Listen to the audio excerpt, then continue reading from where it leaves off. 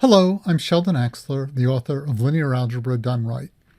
This video discusses a section of the book titled Subspaces.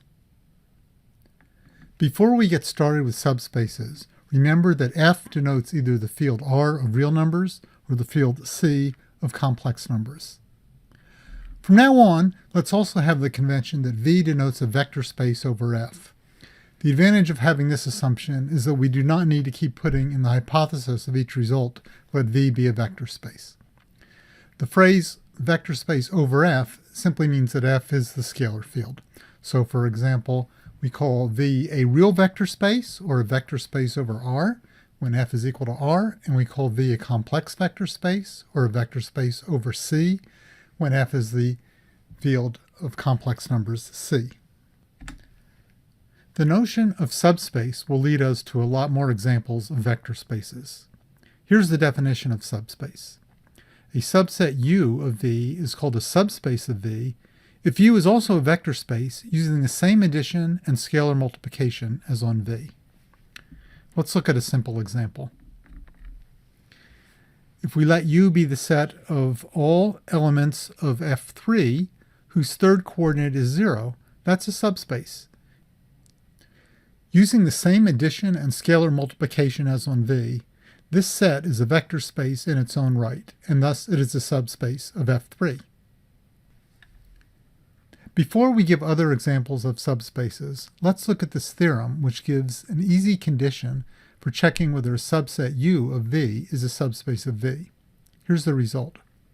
A subset U of V is a subspace of V if and only if U satisfies the following three conditions. The first condition is that 0, the additive identity of V, is an element of U. The second condition is that U is closed under addition, meaning if we take any two vectors in U, their sum is also in U.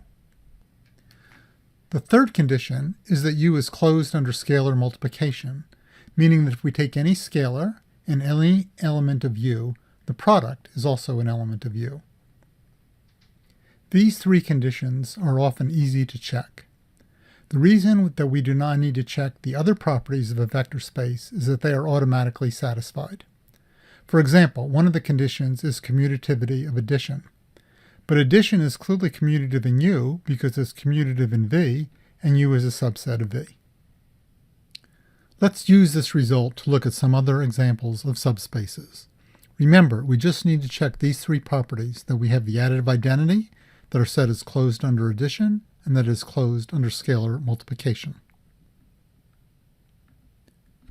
For our first example, fix a number b and consider the set of elements of F4 whose third coordinate equals 5 times the fourth coordinate plus b. Then it's easy to see that this set is a subspace of F4 if and only if b equals 0. The reason b needs to be 0 is we must have the additive identity in our set U. In this case, the additive identity is the vector consisting of 0, 0, 0, 0.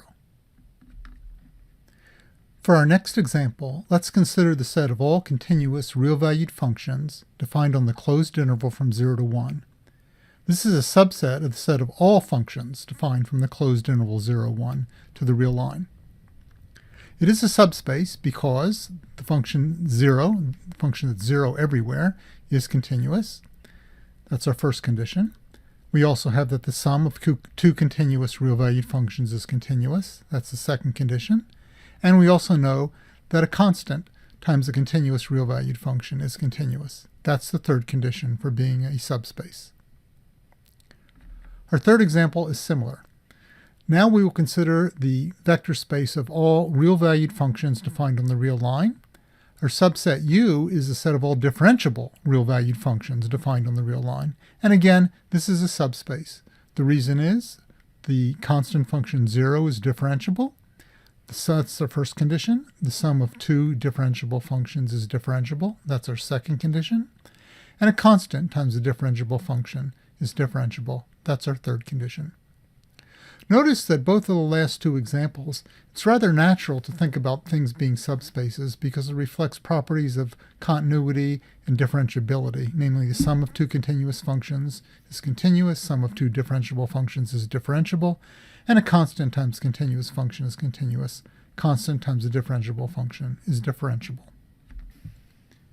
For our next example, fix a real number b and consider the set of differentiable real-valued functions f on the open interval from 0 to 3 such that f prime of 2 equals b.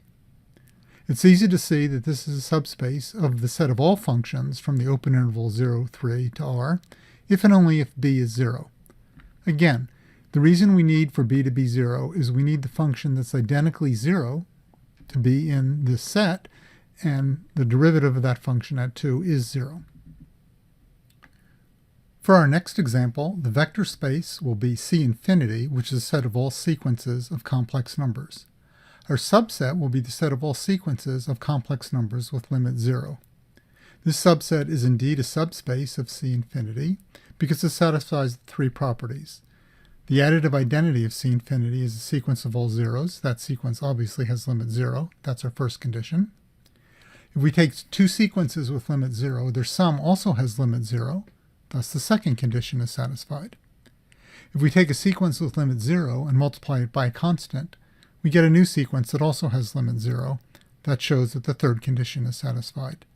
Thus, the set of all sequences of complex numbers with limit 0 is indeed a subspace of C infinity.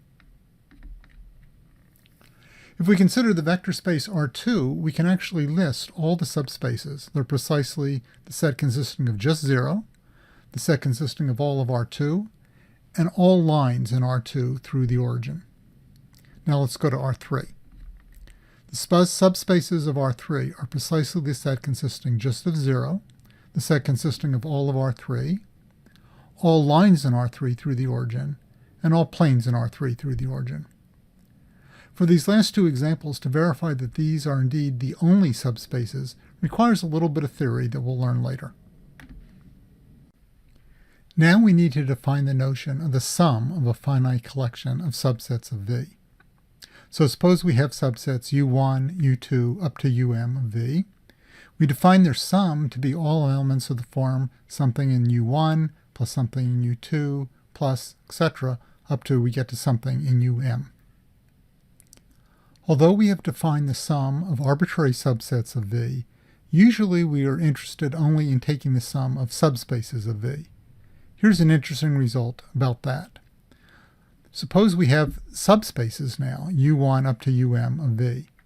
Then their sum is the smallest subspace of V that contains each of them. This is fairly easy to prove. There's a good analogy between sum of subspaces and unions of subsets in set theory. If you think about taking two sets, what is their union? It's the smallest set that contains both of them. Similarly, the sum of two subspaces is the smallest subspace that contains both of them. Now we turn to the notion of direct sum, which will be important later in the course. Suppose we have subspaces U1 up to UM of V. Their sum is called a direct sum if each element in the sum can be written in only one way as a sum. If we do indeed have a direct sum, then we use the notation of plus sign with a circle around it to indicate that we really do have a direct sum, again meaning each element of the sum can be written in only one way as an appropriate sum. For example, suppose U is a set of all vectors in F3 whose third coordinate is 0, and W is a subset of F3 consisting of all vectors whose first two coordinates are 0. Both U and W are subspaces of F3, and their sum is actually a direct sum. We can write each element x, y, z in only one way, as something in U plus something in W, so we indeed have a direct sum here. Our next result gives a useful condition for checking whether a sum is a direct sum. To be a direct sum, each element has to be written as a sum in just a unique way. But this theorem says it's good enough to just check that 0 can be written as a sum only in a unique way. Frequently, this is much easier to do. The next theorem concerns the sum only of two subspaces, and it gives a really easy condition for checking whether two subspaces are a direct sum. Specifically, two subspaces are a direct sum if and only if their intersection equals 0. Be sure to read the proof of this result in the book. This concludes the video on subspaces.